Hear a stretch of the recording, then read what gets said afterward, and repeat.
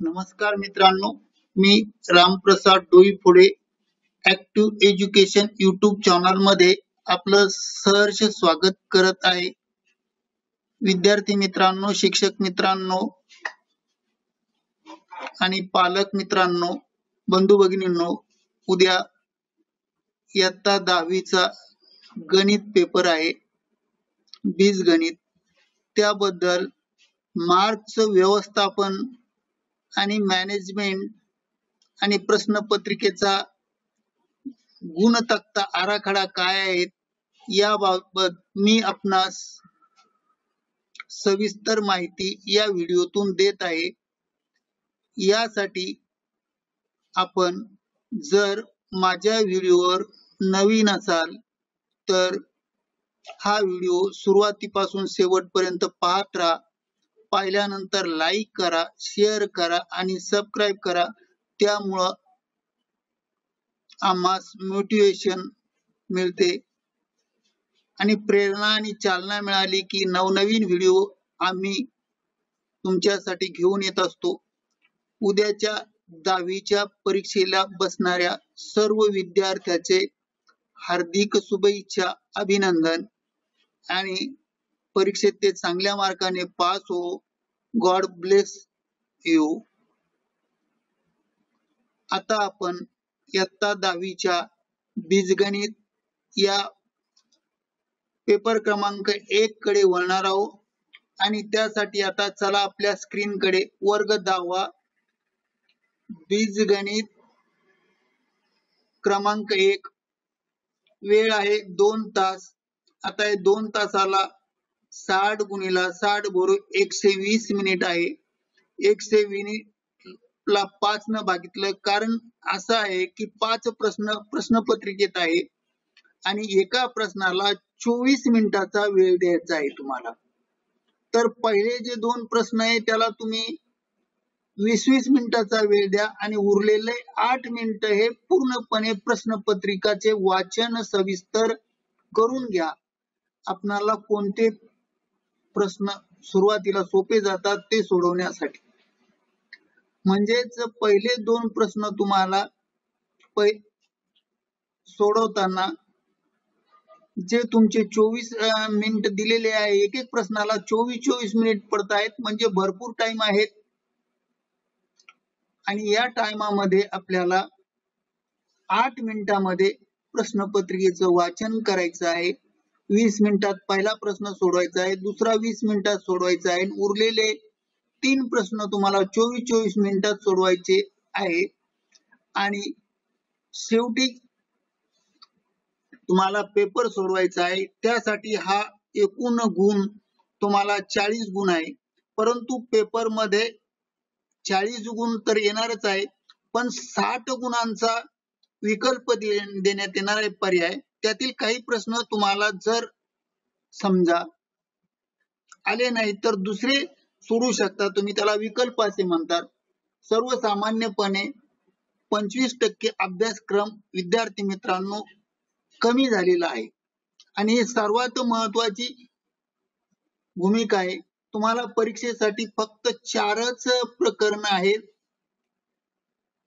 1, 2, 3 क्रमांकाचे, त्यानंतर 5 क्रमांकाचं. 4 आणि 6 म्हणजे अर्थनियोजन आणि सांख्यिकी स्टॅट हे कमी केलेलं आहे 25%. आणि शिवाय या तुम्हाला जे प्रकरण दिले त्यातीलही यात काही जो भाग आहे त्यातीलही सुद्धा अवघड जो भाग होता तो कमी केलेला आहे बोर्डानं. आणि म्हणून 25% मध्ये काही सूचना येत असतात आणि त्या सूचनेचं तुम्ही पालन करून आता प्रश्नपत्रिकेकडे आपण वळूया. सूचना: सर्व प्रश्न सोडवा, म्हणजे 5ही प्रश्न सोडवायचे आहे. 2 गणक यंत्राचा वापर करण्यास निर्बंध आहे, म्हणजे कॅल्क्युलेटर तुम्हाला वापरता येणार नाही. 3 उजवीकडे संख्यांचे गुण दर्शवतात, म्हणजे प्रश्न दिलेले आहेत त्या प्रश्नांचे गुण हे उजव्या बाजूला दिलेले आहेत आणि सर्व प्रश्न सोडवणे आवश्यक असते. तुम्हाला एकही यात मुभा नाही, सर्व प्रश्न सोडवायचे 5 आणि 5 प्रश्न. आता 5 प्रश्नांचं मी गुणांचं विभाजन कसं केलं आहे हे प्रथम तुम्हाला सांगत आहे. वर्ग 10वा बीजगणित पेपर क्रमांक 1 हे 5 प्रश्न आहेत. पहिल्या प्रश्नाला 8 गुण आहे, दुसऱ्या प्रश्नाला 12 गुण आहे, तिसऱ्या प्रश्नाला 9 गुण आहे, चौथ्या प्रश्नाला 8 गुण आहे आणि पाचव्या प्रश्नाला 3 गुण आहे. आता हे प्रश्न कशा प्रकारचे राहणार आहेत? तर प्रश्न पहिला, यामध्ये तुम्हाला 2 भाग असेल 4-4 गुणाचे. बहुपर्यायी प्रश्न सोडवा, प्रत्येक प्रश्नाला 1 गुण, एकूण 4. 4 प्रश्न देतात तिथं, त्याला पर्याय देतात, मल्टिपल चॉईस. त्याच्यापैकी योग्य पर्याय आपल्याला सोडवायचा आहे. कच्च्या कागदावर कॅल्क्युलेशन करून पाहून तुम्ही सोडवू शकता. अत्यंत सोपे असतात हे समीकरण. उदाहरणार्थ समीकरण चल समीकरण आहे काय, असे सोपे प्रश्न असतात इथे. त्यानंतर बी मध्ये तुम्हाला 4 प्रश्नापैकी 4ही प्रश्न सोडवायचे. इथे विकल्प नाही, इथे मात्र तुम्हाला बहुपर्यायी 4 प्रश्न, प्रत्येक प्रश्नाला गुण आहेत. आता 4 पैकी 4 प्रश्न सोडवायचे आहेत आणि याला 4 गुण आहे आणि 4 आणि 4 8 अशा प्रकारचे पहिल्या प्रश्नाला गुण आहे. आता येथे थोडे तुम्हाला जे प्रश्न येणार आहेत ते सोडवण्यासाठी काही टिप दिलेली असतात. थोडे छोटे एक मार्काचा सूत्र दिलं जातं, त्या सूत्राची मांडणी कशी करायची, सूत्र कसं टाकायचं, सूत्र काही रिकाम्या जागा असतात दाखवले जातात, त्या भरावं लागतात. आता प्रश्न दुसरा, सर्वसामान्यपणे ए मध्ये 3 पर्याय दिले, त्यापैकी 2च पर्याय सोडवायचे आहे. आणि एक लक्षात घ्या, हा दुसरा प्रश्न कृती आराखड्यावर आधारित आहे. येथे तुम्हाला पुढे आणि मागे एक गणित अर्ध सोडून दिलेलं असतं आणि मध्ये 2-2 पेट्या शिल्लक ठेवलेल्या असतात आणि त्या पेट्यामध्ये वरच्या आणि खालच्या उत्तराशी सहसंबंध जोडणारे जे शब्द असतात ते गणित सोडवत करायचं. आधी गणित सोडून घ्यायचं आणि नंतर जे उत्तर आहेत त्या पेट्या करून घ्यायचे आहे आणि मग तुम्हाला ते गणित सोडवता येईल. आता एक कृती आराखड्यावर आधारित आहे आणि येथे तुम्हाला 3 पैकी 1 प्रश्न कोणताही अवघड असेल तर सोडून द्या, जो अवघड नाही तो प्रश्न तुम्ही घ्या आणि तो सोडवा. आणि याला 2 प्रश्न सोडवल्यानंतर 2 गुण आहे आणि म्हणून त्याला एकूण 4 गुण येतात. आता प्रश्न बी मध्ये 5 पैकी 4 प्रश्न सोडवा, प्रत्येक प्रश्नाला 2 गुण आहे. 5 प्रश्न येणार आहेत, त्यापैकी 4च सोडवा. आणि विद्यार्थी मित्रांनो, मी तुम्हाला सांगतोय की प्रत्येक तुमच्या 4 प्रकरणाला 15-15 मार्कापैकी फक्त तुम्ही 2च प्रकरण जर चांगली केली, माझ्या मते तुम्ही जर 2 प्रकरण चांगली केली, 2 छेलीय रेषीय समीकरण हे सर्वात सोपं प्रकरण आहे आणि संभाव्यता तर अत्यंत सोपं प्रकरण आहे. आणि संभाव्यता म्हणजे शक्यता असते आणि ती तुम्ही जसं चौकडीत खेळ पाहता तशा प्रकारचा तो एक नाणेफेक वर केली जातात, फासे टाकले जातात. नाणेफेक मध्ये नाणं काट्याकून पडलं का छाप्याकून पडलं, किती संभाव्यता आहे, 50% आहे का 100% शक्यता आहे, आज पाऊस येणार आहे काय, अशा प्रकारचे प्रश्न असतात तिथे आणि ते सोडणं असतात. आणि वर्ग समीकरणे आणि अंकगणितीय श्रेणीमध्ये शाब्दिक स्वरूपाचे प्रश्न येत असतात आणि 2 छेलीय समीकरणामध्ये सुद्धा ही शाब्दिक प्रश्न येत असतात. वय काढा, अशा प्रकारचे प्रश्न असतात. आणि म्हणूनच हा दुसराही प्रश्न अत्यंत महत्वाचा आहे. दुसरा प्रश्न हा तुम्हाला 9 गुणासाठी आहे, त्यामध्ये सुद्धा 2 भाग आहेत. तिसऱ्या प्रश्नामध्ये ए मध्ये 2 पैकी 1 प्रश्न सोडवा, प्रत्येक 2 पैकी 1 प्रश्न सोडवा, एका प्रश्नाला 3 गुण हे लक्षात घ्या. तुम्हाला एकच प्रश्न सोडवायचा आहे आणि थोडा मोठा प्रश्न आहे हा. छेलीय समीकरणात एखादी मांडणी दाखवतील, तुम्हाला अंकगणितीय श्रेणीमधील एनवे पद काढा, अशा प्रकारचे छोटे भाग दाखवण्यात येतो. सविस्तर पाहण्यास आपल्यास वेळ नाहीये, फक्त मी प्रश्नपत्रिकेच्या आराखड्याकडे वळालो आहे. प्रश्न 2 मध्ये 3 मध्ये प्रश्न बी क्रमांक दिला आहे, 3 प्रश्न देणार आहेत, त्यापैकी 2 सोडवायचे आहे. प्रत्येक प्रश्नाला 3 गुण आहे, 6 गुण, 6 आणि ए मधले 3 असा 9 गुणाचा प्रश्न आहे. थोडा हा मोठा प्रश्न असतो.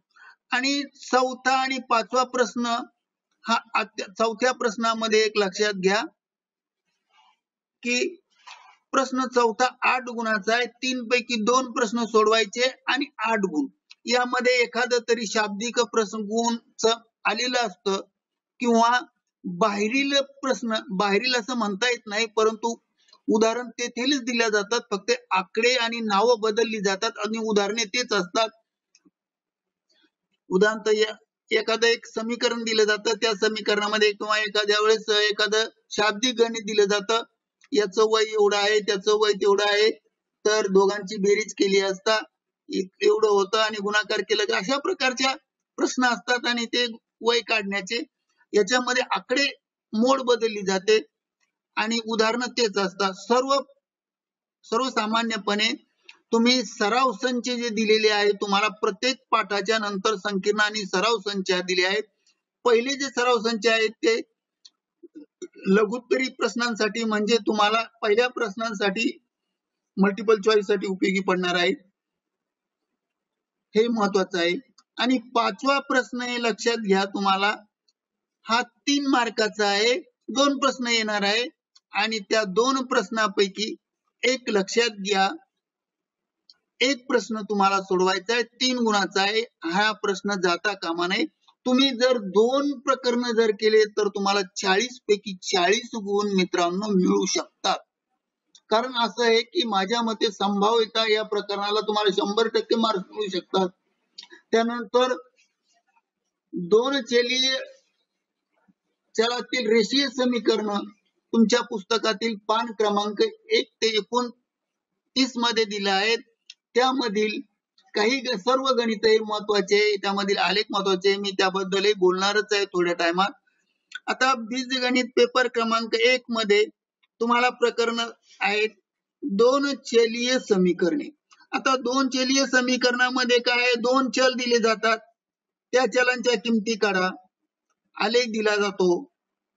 त्यानंतर क्रेमेलियर मेथडचे वापर करावा लागतो. यामध्ये तुम्हाला शाब्दिक गणित दिली जातात, शाब्दिक लिहिले जातात, त्याचं तुम्हाला समीकरण मांडावं लागतं. यामध्ये तुम्हाला एक सामायिक समीकरण दिली जातात. एका समीकरणातून दुसरं समीकरण वजा करून खाली जे उरतात त्या x च्या किमती काढायच्या, y च्या किमती काढायच्या, अशा प्रकारचे. किंवा अवयव काढा, हे समीकरण आहे किंवा नाही. आता त्यातला जर तुम्ही प्रत्येक चलाचा घातांक हा कोटी 1 असतो आणि जर त्या समीकरणात दोन्ही घातांक चलाचा जर कोटी समान येत नसेल तर ते उदाहरण समान होत नाहीत, एक समीकरण होत नाही चलातील, हे तुम्हाला माहित पाहिजे. वर्ग समीकरणे काढणे, आता यात वर्ग समीकरण काढायला येतात, अवयव दिले जातात, अवयव दिल्यानंतर समीकरण तयार करावं लागतात आणि आलेखावर 100% हमखास प्रश्न असतोच. आलेखावर क्रेमिलियर पद्धतीमध्ये उदाहरणार्थ आपण म्हणतो A square minus bracket in alpha plus beta bracket complete into x plus alpha beta is equal to 0. आता यामध्ये 0, या पदामध्ये 2 पैकी एकच पद 0 असतं, कोणतं तरी 2 0 याच्यात कधीच येत नाही, हे माहित पाहिजे. अवयवाचे रूट दिले जातात, अवयव दिले जायले मूळ असतात, ते जर दिलं तर ते समीकरण तुम्हाला तयार करता आलं पाहिजे. आता हे महत्वाचं आहे यामध्ये. आणि सहसा यामध्ये शाब्दिक गणित, बहुपर्यायी गणित हे महत्वाचे असते. आलेख महत्वाचा असतो, आलेखावर एक्स रेषा वाय रेषा त्या कुठे छेदतात, त्याचा उकल बिंदू काय येतो ते काढणं आवश्यक आहे. चरण कोणते आहेत, कसे आहेत, त्याची संपूर्ण माहिती पाहिजे असते. व आता नंतर तुम्हाला वर्ग समीकरण 30 ते 54 मधलं एक प्रकरण आहे. याच्यावर मी तुम्हाला पीडीएफ पुस्तकाची दाखवणार आहे आणि त्यावर मी बोलणारच आहे, तुम्हाला त्याही बाबत बोलणारच आहे. वर्ग समीकरण. आता वर्ग समीकरणामध्ये काय, हे समीकरण तुम्हाला काढता आले पाहिजे. हे वर्ग समीकरण आहे काय, एक सामायिक समीकरण, हे महत्वाचं आहे. त्यानंतर यातली किमेले पद्धत. त्यानंतर तिसरं प्रकरण आहे अंकगणितीय श्रेणी. आता अंकगणितीय श्रेणी म्हणजे TN-NV पद काढा आणि त्याचे जे सूत्र दिले ते पाठ म्हणजे पाठच पाहिजे, त्याच्याशिवाय आपल्याला गणित येत नाही. आणि येथे शाब्दिक गणित येथे सुद्धा येऊ शकतात आणि म्हणून सूत्र हे महत्वाचे आहे. प्रत्येक यातलं येणार TN = EN, तर NV पद काढा. ती संख्या कोणत्या क्रमाने येत्या, सम संख्या आहे का विषम संख्या आहे, कोणती संख्या आहे, त्यातली पट किती आहे, किती पटीत उदाहरण आहे, हे मी ठोकळ मानाने तुम्हाला सांगतोय. संपूर्ण प्रश्नपत्रिकेचा आराखडा देतोय. आता संभाव्यता म्हणजे पॉसिबिलिटी, शक्यता. शक्यतामध्ये तुम्ही शोले चित्रपट पाहिलेला आहे, तर त्याच्यामध्ये पहा, त्यांच्या एका हिरो जवळ एक नाणं असतं, ते दोन्ही गुणही सारखंच असतं. त्याच्यात मग शक्यता काय असते, ते असंही टाकलं तरी तसंच पडेल आणि असंही टाकलं तरी, आणि नेहमी त्याला ते छाप्याकडून दिसतंय, त्याच्यावर काटा नसतोच. मग तशा प्रकारच्या याच्यामध्ये नाणेफेक, फासे टाकणे, पान नंबर 117 वरच्या जो तुमचा तक्ता दिलेला आहे विद्यार्थी मित्रांनो, तो पाठ म्हणजे पाठ पाहिजे तुमचा. तो जर पाठ असला तर संभाव्यतेचं एकही गणित जात नाही. आता उदाहरणार्थ तुम्हाला संख्या दिल्या किंवा पत्ते, एका पत्त्यामध्ये किती कार्ड आहे, 52 कार्ड आहेत. आता 52 कार्डापैकी एक कार्ड आपण बाहेर काढलं, आता शक्यता किती पट असते, ती 52 पट शक्यता असते. आता छापा आणि काटामध्ये आपल्याला 2 शक्यता दिलेल्या आहेत, म्हणजे शक्यता आपल्याला त्या माहिती पाहिजे असतात, आणि त्याबद्दल जर तुम्हाला माहिती असेल तर नक्की आपण त्याची माहिती देऊ शकतो. आणि विद्यार्थी मित्रांनो, मी थोडस आपल्या पुस्तकाकडे जाणार आहे.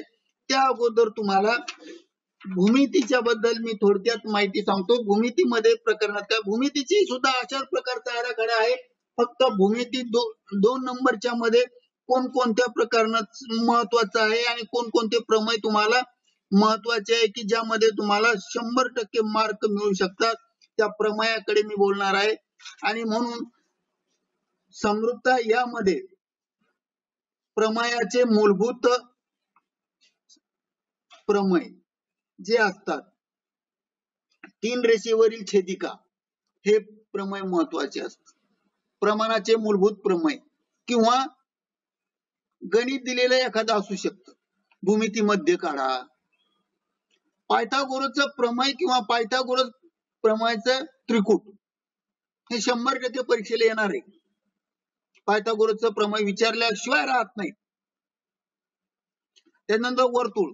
आता यातला सराव पॉइंट 2.1 जर तुम्ही चांगला केला पायथागोरसचा तर तुमचा पाठ होतो.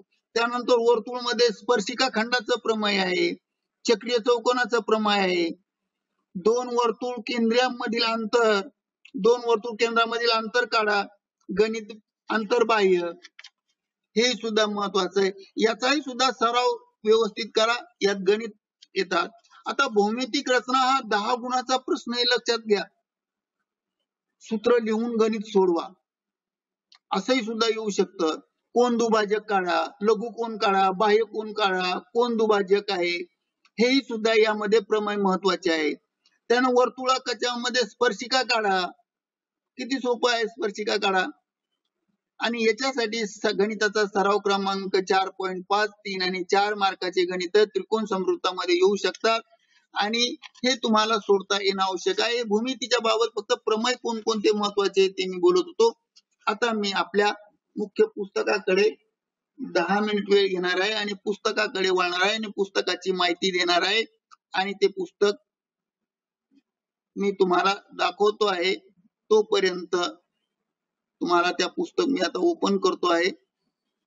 आपलं हे पाठ्यपुस्तक, या पाठ्यपुस्तकातले फक्त 4च प्रकरण आपल्याला, प्रत्येक प्रकरणाला 15-15 मार्क असू शकतात. 60, आता तुम्ही म्हणणार 40 मार्काचे कसे, तर त्यात विकल्प 20 मार्काचे असतात. त्यातलं तुम्ही रेषीय समीकरण आणि संभाव्यते 2 प्रकरण केले तर 100% 100 मार्क मिळतात आणि सर्वात सोपे प्रकरण आहे. त्यानंतर वर्ग समीकरण काढा, हेही सुद्धा सोपं आहे आणि एनवे पद काढा, हेही सुद्धा सोपं आहे. 2 चलातील रेषीय समीकरणे, आता 2 चलातील रेषीय समीकरण आहे किंवा नाही, पर्यायी प्रश्नामध्ये येऊ शकतात हे.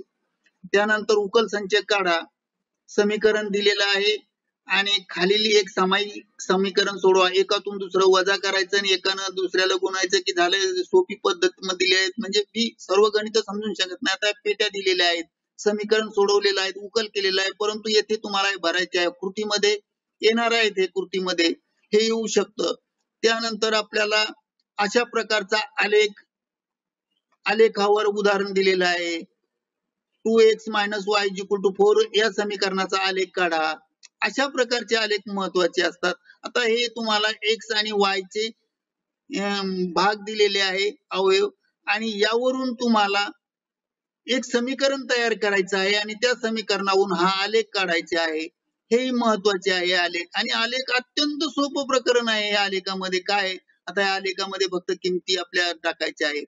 आता यामध्येच हे आलेख सगळे सोडवल्यानंतर एक लक्षात घ्या, डिटर्मिनेशन ही पद्धत, निश्चय, बहुतेक आता हे काय, त्याच्यापेक्षा एक क्रेमर पद्धत, ही पद्धत आपल्याला जाणून घ्या. यामध्ये x y = c समजा, आणि हे समजून आपण या पद्धतीनुसार गणित सोडवायला आपल्याला येऊ शकतात. म्हणजे एक सामायिक समीकरण आपल्याला सोडवण्यासाठी गोबल क्रीमर नावाच्या शास्त्रज्ञाने शोधून काढलेली पद्धत आहे. आणि या पद्धतीत एक समीकरण दुसऱ्यातून वजा करून जसं आपण निरसन करून करतो तशा प्रकारचं साधं सोपं गणित आहे.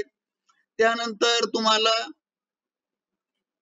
हे समीकरण सोडवण्यासाठी आहे,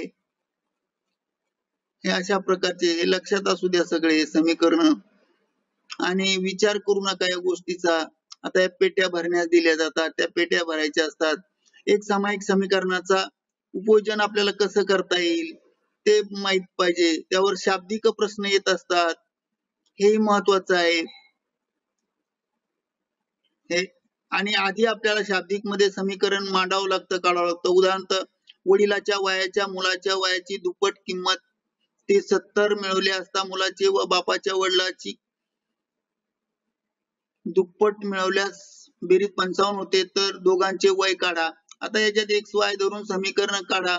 आता याच्यात मध्ये क्षेत्रफळ, परिमिती, अशा प्रकारचे टन. आता यामध्ये आकडे आणि गणित हे बदलू शकतात, लक्षात घ्या.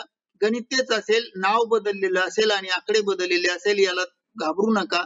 समीकरण अशा प्रकारे व्यवस्थित मांडून घ्या आणि मांडल्यानंतर हा संकीर्ण भाग आहे, हा जर तुम्ही सोडवला, पहिला भाग अत्यंत महत्वाचा असा भाग आहे. त्यानंतर वर्ग समीकरण. आता हे वर्ग समीकरण आहे किंवा नाही, ओळख करा त्याची. वर्ग समीकरणाचे मूळ स्वरूप समजून घ्या, वर्ग समीकरण सोडवण्याची पद्धत समजून घ्या, मूळ आणि सहगुणक यातला संबंध समजून घ्या. यामध्ये एक रेषीय बहुपदी आणि वर्ग बहुपदी, ह्या दोन लक्षात घ्या. ह्या दोन्ही पद्धती महत्वाच्या आहेत. आता एक पेटीमध्ये दिलेलं आहे, बाकी तुम्ही भरायचं आहे. अशा कृतीमध्ये येऊ शकतंय तुम्हाला. त्यानंतर वर्ग समीकरणाची रूट उकल काढा. तर उकल काढता आला पाहिजे तुम्हाला हा. उदाहरणार्थ, a² + 5x - 6 या बहुपदी बरोबर -x ठेवून, म्हणजे वर जे गणित दिलेलं आहे आपण त्या गणिताच्या याच्यामध्ये मांडू शकतो. आता त्यानंतर अवयव पद्धत काढण्याची, मूळ पद्धत काढण्याची दुसरी पद्धत आहे, ती पण पद्धत दिलेली आहे तिथे. आता हे वर्ग समीकरण आहेत, हे वर्ग समीकरण तुम्हाला माहित पाहिजे. यामध्ये अशा प्रकारचे आलेख काढावे लागतात. येथे तुम्हाला पेट्याचे मूळ रूप भरावं लागते, किमती देऊन कृती दिलेली आहे. या कृती अशी जर तुम्हाला करता आली या पुस्तकात आहे तुमच्याकडे पुस्तक सर्वांकडे, तर हे तुम्ही पाहू शकता. त्यानंतर वर्ग समीकरणातला हा भाग अत्यंत महत्वाचा आहे. अंकगणित एनवे पद काढा, म्हणजे वर्तुळ, 1 वर्तुळ, 2 वर्तुळ, 5 वर्तुळ, 4 वर्तुळ अशा एक क्रमाने दिले जातात आणि संख्याचे क्रम F1, F2, F3 हे ठरवायचे असतात. An ही एनवी कितवी संख्या आहे, म्हणजे आपल्याला दिलेल्या संख्या कोणत्या क्रमाने आहेत, किती क्रमाने आहेत, संख्याची किती पट आहे. काय अवघड आहे याच्यामध्ये. क्रमिक पदे काढा, terms of sequence and series जे आपण म्हणतो ती सिक्वेन्स लावायची, सिरीज काढायची आहे आणि त्या पद्धतीने यातला बराचसा भाग काही यातलाही सुद्धा आता मायनस झालेला आहे. त्यानंतर एका महिन्याला पण एवढी बचत करतो, दुसऱ्या महिन्याला एवढी करतो, तिसऱ्या महिन्याला एवढी करतो, चौथ्या महिन्याला एवढी करतो, 12व्या. तर प्रत्येक महिन्यातील एकूण बचतीची संख्या अंकगणितीय श्रेणीत काढा. अंकगणितीय श्रेणीत काढा म्हणजे हे शाब्दिक उदाहरण दिलेलं असतं आणि आशिकने दर महिन्याला 100 रुपयाची बचत केली. एका वर्षाचा महिन्याची एकूण बचत किती येईल, तर ती खालील तक्त्या श्रेणी पद्धतीत मांडा. एवढंच मांडायचं असतं आपल्याला फक्त. असे शाब्दिक उदाहरण आहेत, ते शाब्दिक उदाहरणे सुद्धा तुम्हाला येऊ शकतात आणि तेही तुम्ही पूर्ण करू शकता. त्यानंतर याला विचार करत बसायचं काम नाही जास्त गणितांना आणि वेळ घालायचा नाही. गणितात पैकीचे पैकी मार्क मिळू शकतात. आता येथे तुम्हाला हे T1 आणि N1 पद काढा, म्हणजे दिलेल्या अंकगणित श्रेणीची योग्य चौकट संख्या लिहा. येथे कोणती संख्या आहे ती चौकटीत तुम्ही लिहायची आहे योग्य संख्या. आता पर्याय जे दिलेले असतात त्या पर्यायातून निवडायचे आहे आणि त्या पर्यायातून निवडून हे भरायचं आहे. 3 नैसर्गिक संख्यामधून 5 ने भाग जाणाऱ्या संख्या किती आहेत ते शोधा. हे उदाहरण तर परीक्षेला आल्याशिवाय राहत नाही अशा स्वरूपाचे. आता चतुर शिक्षकाचं एक उदाहरण दिलंय पगाराचं, त्यानं ते कॅल्क्युलेशन दाखवलेले करून. अशा प्रकारचे जे गणित असतात ते गणित या वर्षी अत्यंत सोपे पद्धत केलेली आहे आणि तुमच्या दृष्टीने अत्यंत महत्वाचं आहे. आणि ह्या गोष्टी ह्या मी पुस्तक आपणासमोर पूर्ण ओपन करून दाखवतो आहे. ह्या पुस्तकाचा संपूर्ण 4च प्रकरणापैकी 2च प्रकरण तुम्ही व्यवस्थित करा. 2 प्रकरण व्यवस्थित केले की तुम्हाला फायदा होईल. अर्थनियोजन हे प्रकरण पूर्णपणे परीक्षेतून गाळण्यात आलेलं आहे, याच्याकडे पाहण्याचं काम नाही. हे पूर्ण गाळलेलं आहे प्रकरण. 25% अभ्यासक्रम परीक्षेला गाळलेला आहे आणि तो गाळलेल्यानंतर ती माहिती आहे त्यामध्ये. हे पूर्ण प्रकरण काढून टाकलेलं आहे पूर्ण, आणि म्हणून याच्याकडे आपल्याला जास्त 2 प्रकरण काढले. स्टॅटही सुद्धा गाळलेलं आहे, संख्याशास्त्रावर जे आधारित होतं तेही सुद्धा गाळलेलं आहे. सर्वात हार्ड असणारे जे भाग होता तो कमी केलेला आहे. आता हे संभाव्यता पहा. संभाव्यता ओळखण्याच्या 3 पद्धती ओळख. एक संभाव्यता, एक यादृच्छिक पद्धत, एक नमुना अवकाश घटना आणि घटनेची संभाव्यता. आणि यापैकी तुम्ही एखाद्या वेळेस तुम्ही कोणत्या रांगेत उभे आहे, काय चिठ्ठ्या उचला. संभाव्यता, बहुतेक, शक्यता, निश्चितता, जवळपास, 50%, बहुतेक आज पाऊस पडणार आहे, महागाई वाढण्याचा संभव आहे, भारत क्रिकेट हरवण्याचा संभव आहे, निश्चित मला प्रथम श्रेणी मिळणार आहे, बालक वेळेवर पोलिओचा डोस दिला तर त्याला पोलिओ होण्याचा संभव नसतो. म्हणजे क्रिकेटमध्ये इथे दाखवलेलं आहे, नाणं वर फेकलं जातं आणि वर फेकल्यानंतर ते खाली पडल्यानंतर काटा पडला का छापा पडला, त्यातील तुम्हाला 2 भाग काढायचे असतात. काटा किती, 2 पायांचे तुम्हाला संभाव्यता दिल्या असतात. 2 संभाव्यता असतात त्याच्यात. त्या संभाव्यता महत्वाच्या आहे. आणि इथे कधी कधी पाऊस पडल्यामुळे नाणं उभंच राहू शकतं, तिथे कोणत्याच प्रकारचा समतोल दिसत नाही आणि मग समतोल आणि असमतोल हे महत्वाचं आहे. हे पत्त्याच्या चौकटीतलं उदाहरण हे महत्वाचं आहे. त्याच्यामध्ये काय 52 पत्ते मधले तुम्हाला संभाव्यता काढता आली पाहिजे. अत्यंत सोपं प्रकरण आहे. विचार करण्यास वेळ घालू नका प्रकरणात. आणि मी सांगितल्याप्रमाणे हा जो तक्ता आहे विद्यार्थी मित्रांनो तुमच्या अभ्यास खोलीमध्ये लावून ठेवा, पाठ ठेवा. याच्यामध्ये 1 नाणे फेक, 2 नाणे फेकणे, 3 नाणे फेकणे, एक फासा टाकणे, 2 फासे टाकणे, 1 ते 25 या संख्येच्या कार्डातून संख्या काढणे, त्यानंतर 7 योग्य रीतीने बनवलेले फसवलेले 52 पत्त्यातील कॅट मधील एक कार्ड काढणे. हे जे कसं आहे याचे सूत्र दिलेले आहेत आणि हे थोडं पद्धत दिली आहे. पाठ म्हणजे पाठ पाहिजे 7 आपल्या अभ्यास खोलीमध्ये.